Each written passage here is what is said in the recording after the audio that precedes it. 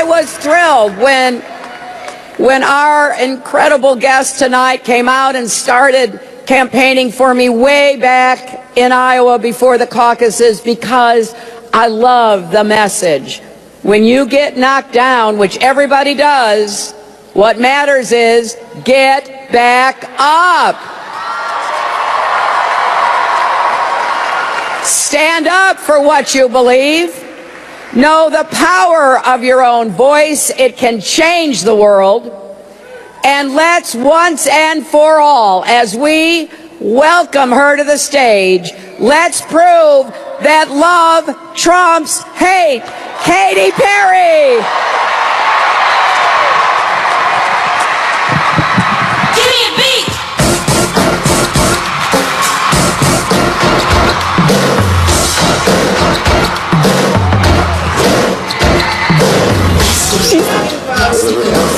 She's dead. Oh, you nasty girl. All right, here with our panel as you're watching this, Van says Hillary is dancing. I'm for it. I'm for it. But that's a big look. Katy Perry is a very, very crucial millennial surrogate. She's been active for Hillary Clinton. This is a big night for Clinton. And she's a feminist icon for the millennial generation. And I think that's really important. You know, we sometimes forget this is history. I mean, we do have a woman who could become president of the United States. That's a big deal. But for the younger millennials, they tend to take it for granted. But she is a millennial feminist icon. And again, she's transferring that cool. There it is, that hug. There was a transfer. I saw about 2% more cool. Let's be honest. The transfer only goes so far. I mean, she had Katy Perry and Lena Dunham working their tails off out in Iowa during the caucuses to try to stop the Bernie Sanders momentum, and it barely worked. I mean, this gets a little bit of buzz, but doesn't how many people are there just for the concert? I just have to ask. Last time we saw Jay-Z and Beyonce together, Secretary Clinton came out, there were people already starting to leave the hallway. I mean, a lot of these folks are here just to see this great concert. And I will say to you, a lot of people go to the Donald Trump events because of that excitement, because of that energy. You guys say they don't leave. But you can say that you're converting voters. Maybe you are, maybe you aren't. But I tell you what, when you have someone like her, and we're talking about it, we're showing it right now, Hillary Clinton rallies. I mean, that gets out there. There are people in airports right now. There are people in bars right now. They look up, they see that. It does transfer the energy. Because you have to have Katy Perry to do it, have the same crowd that Donald Trump gets on his own. You guys have Chachi, so that's what your problem. But we're not showcasing them. But starting out, the main thing that they try to do here is they try to organize. They try to basically get all these people in who may just be there to see Katy Perry, but they're able to give them literature, to give them their polling places. It has some useful effect. It just doesn't So to quote some great liberals in the last few years told me, guess what? Large rallies don't necessarily translate into voters. I think a couple of times that's been said to me over the last 9 months. I will say though, Jackie, Breonna Keeler, who's at this concert right now, has told us there's a lot of suburban mothers there. They're with their daughters, some too young to vote. And certainly a lot of that is Katy Perry, but a lot of that is the suburban women voters that Hillary Clinton needs to vote. Absolutely. And I also wanted to remark on what Katy Perry walked out to, which is Janet Jackson's song. And it's not just because Janet Jackson is amazing. It's because they reclaimed the nasty woman remark that Donald Trump made. And they've done it's one thing they've done a really incredible job at is taking that and owning it and making it part of the campaign and really, using it as a term of empowerment rather than the kind of dig that it was made to. And as we watch Katy Perry, I will say Donald Trump is now actually on the stage in Reno, Nevada. So let's listen in to him for a few minutes. The FBI has reopened its criminal investigation into Hillary Clinton following the discovery of another 650,000 emails, probably including the 33,000 emails that Hillary destroyed after receiving a congressional subpoena. They are also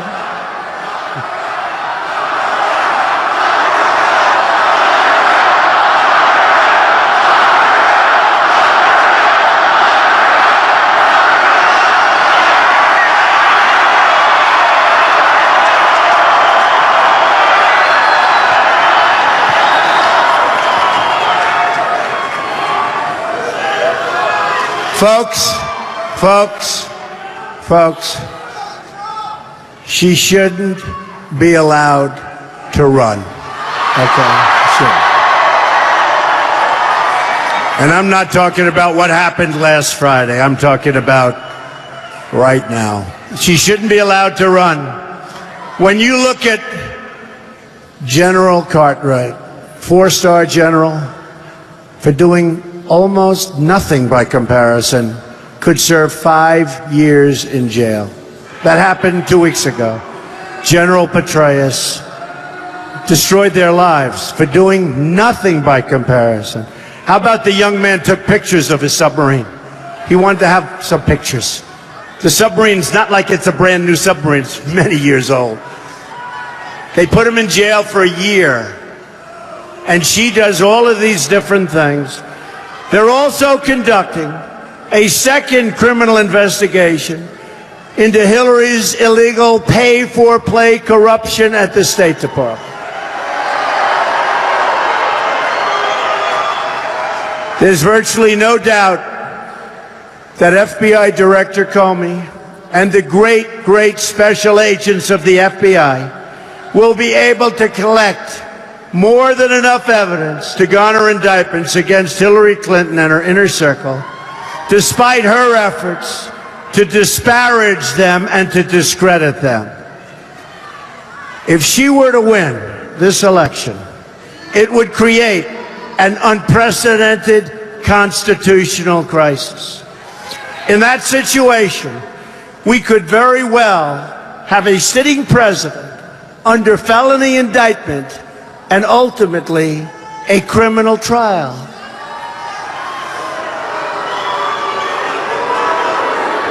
It would grind government to a halt. Of course, that's what we have right now under Obama anyway. We need a government that can work and work well from day one for the American people. That will be impossible with Hillary Clinton, the prime suspect in a massive, far-reaching criminal investigation. Her current scandals and controversies will continue throughout her presidency and will make it virtually impossible for her to govern or lead our country. Now, I don't think it's going to matter because she's not going to win, but let's go through the scenario anyway.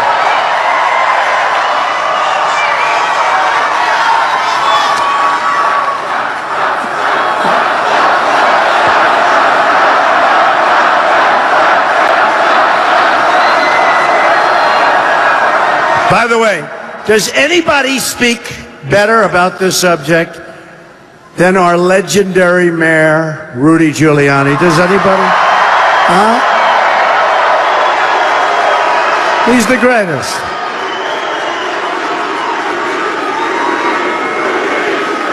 Come here.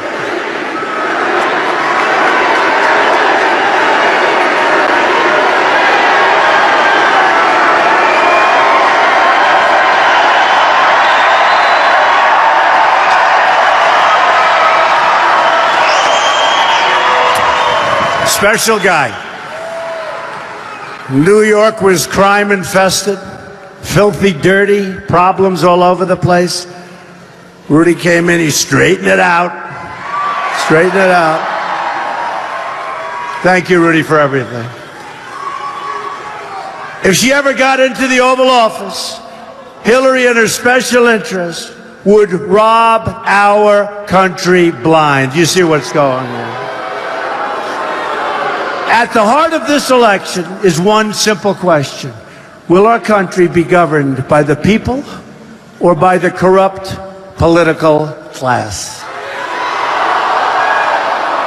If we win, the corrupt politicians and their special interests will lose. If they win, the American people will lose. It's just that simple. The political elites in this country have used their power to enrich themselves at your expense. They've run the government for their benefit, and they've profited from your pain. You see what's happening. And by the way, folks, you're highly sophisticated. I always say I have the smartest people. Smartest. The smartest.